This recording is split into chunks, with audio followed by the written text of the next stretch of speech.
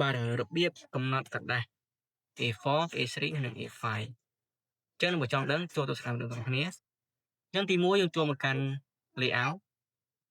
ហើយយកពាក្យថា page setup ត្រង់កន្លែងនេះមកយើងចុចចំសញ្ញាព្រួយនេះ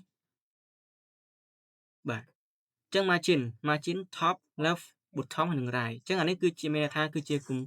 លាតឬក៏គែមក្រដាស់ដែលយើងត្រូវចោលដើម្បីសេអក្សរ top ផ្នែកខាងលើ left ឆ្វេង right ស្ដាំហើយនិង bottom ខាង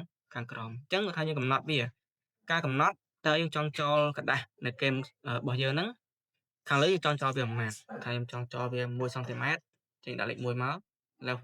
1 right 1ហើយខាងក្រោម1 orientation portrait មានថាក្រដាស់ប្រឈូ landscape គឺថាក្រដាស់ផ្ដេក